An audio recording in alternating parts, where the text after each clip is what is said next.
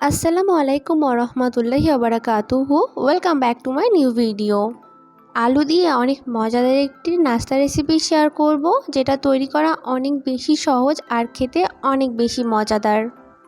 এই নাস্তাটা তৈরি করা এতটাই সহজ যে যে কেউ যখন তখন এই নাস্তাটি তৈরি করে নিতে পারবে, আর তৈরি করতেও অনেক কম উপকরণ লাগে। তো চলুন এই সহজ এবং মজাদার নাস্তার রেসিপিটি শুরু করা যাক।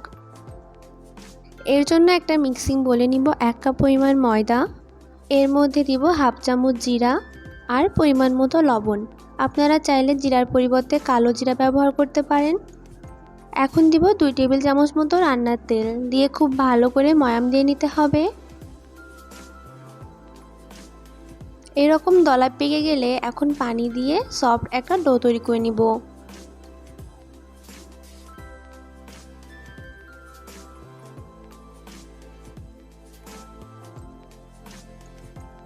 ময়দার ডোটা তৈরি হয়ে গেছে, এখন এটাকে সাইডে রেখে দিব। এখন এখানে নিয়েছি 2টা বড় সাইজের সেদ্ধ আলু, মধ্যে দিব পরিমাণ মতো লবণ, হাফ চা চামচ লাল মরিচের গুঁড়া, হাফ চামচের কম কালো গোলমরিচের গুঁড়া এবং দিব একটা ম্যাগি মশলা। বাস এই কয়টা মশলা দিলেই হবে, আর কোনো বাড়তি মশলা দেওয়ার প্রয়োজন নেই। এখন দেব 2 টেবিল চামচ কর্নফ্লাওয়ার। এখন এই সবগুলো উপকরণকে খুব ভালো করে আলুর সঙ্গে মিশিয়ে নিব।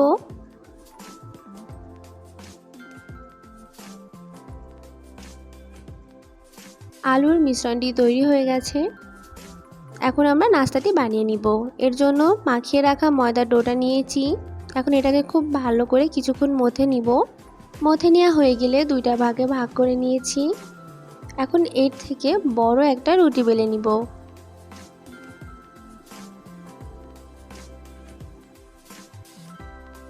রুটিটা বেলা হয়ে গেছে, এখন এর মাঝখানে একটা ছোট বাটি বসিয়ে দিব। বাটিটা দেওয়া হয়ে গেলে তৈরি করে রাখা আলুর মিশ্রণটি এই রুটির উপর দিয়ে দিতে হবে, দিয়ে খুব ভালো করে চারপাশে ছড়িয়ে দিব।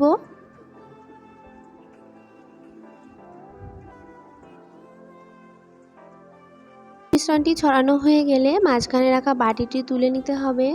এখন একটা পিৎজা কাটারের সাহায্যে এটাকে কেটে নিতে হবে এরকম। আপনারা চাইলে পিৎজা কাটারের বদলে ছুরি দিয়ে এটা কেটে নিতে পারেন। এরকম চিকন চিকন করে কেটে নিব। কাটা হয়ে গেলে রুটির একটা অংশ নিয়ে এরকম হাতের সাহায্যে পেঁচিয়ে দিতে হবে, এবং এর যে চিকন মাথাটা আছে এটা খুব ভালো করে এর সঙ্গে লাগিয়ে দিব, যাতে ভাজার সময় খুলে না যায়। এখন এর উপরে একটু পানি ব্রাশ করে দিচ্ছি, এতে করে ভাজার সময় এই নাস্তাগুলো খুলে যাবে না। এইভাবে পেঁচিয়ে সবগুলো নাস্তা তৈরি করে নিব। আপনারা চাইলে এই নাস্তাগুলো এই অবস্থায় ফ্রিজে রেখে সংরক্ষণ করতে পারেন। এখন এগুলোকে ভেজে নিতে হবে। এর জন্য প্যানে কিছুটা পরিমাণ তেল গরম করে নিয়েছি এবং তেলের মধ্যেই সবগুলো নাস্তা দিয়ে দিব। চুলার আঁচটা মিডিয়ামে রেখে এই নাস্তাগুলোকে ভেজে নিতে হবে। দেখতেই পাচ্ছেন আস্তে আস্তে কত সুন্দর একটা কালার চলে আসছে। আমাদের নাস্তাগুলো অলমোস্ট ভাজা হয়ে গেছে, এখন এগুলোকে তেল থেকে উঠিয়ে নিতে হবে। দেখতেই পেলেন আলু দিয়ে কত মুখরোচক একটি নাস্তা তৈরি হয়ে গেল খুব সহজেই। বাড়তি কোনো ঝামেলা ছাড়াই এই নাস্তাটি খুব সহজে তৈরি করে নিতে পারবেন, আর খেতেও অনেক মজাদার হয়। আশা করি আমার আজকের এই ভিডিওটি আপনাদের কাছে ভালো লেগেছে। দেখা হবে নতুন আরেকটি ভিডিওতে। আল্লাহ হাফেজ।